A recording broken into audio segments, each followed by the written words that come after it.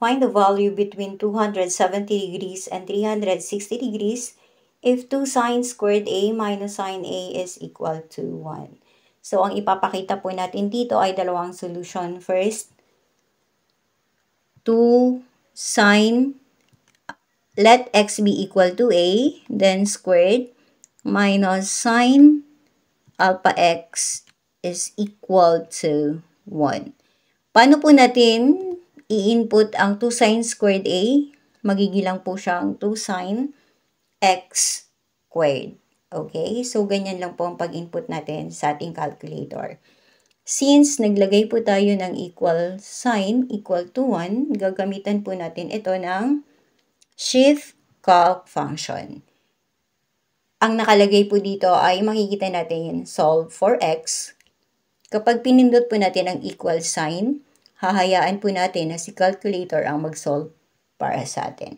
Okay, so waiting, nagsosolve pa po si calculator. So the answer is 330.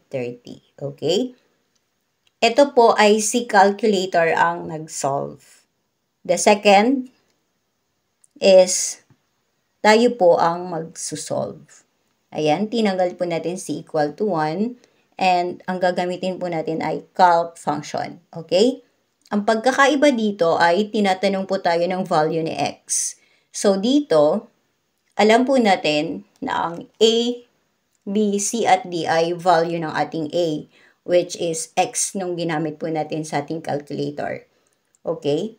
So gagamit po tayo or mag-i-input po tayo ng ating option para makita natin kung alin sa apat ang magsasatisfy sa ating kondisyon na equal to 1. So, letter A is 300. Hindi niya po na-satisfy dahil 2.366. Okay? Calc ulit. Letter B is 320. Hindi rin. So, C is 330. And yes, just the same kanina. And letter D is 310. Mali. So, ayan, we have two solutions. The answer is letter C. This is just to answer sa nag-comment po sa atin. Okay? And may tanong na bakit daw 90 yung lumabas sa kanila. Pwede naman po nating i-check.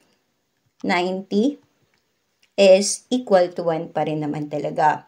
But, hindi po niya masasatisfy ang given condition na dapat ay between 270 and 360. Okay? So, mapapansin po natin na ang ating A, B, C at D ay values between 270 and 360. So, we have two solutions using shift solve or shift calc, and the second using calc function.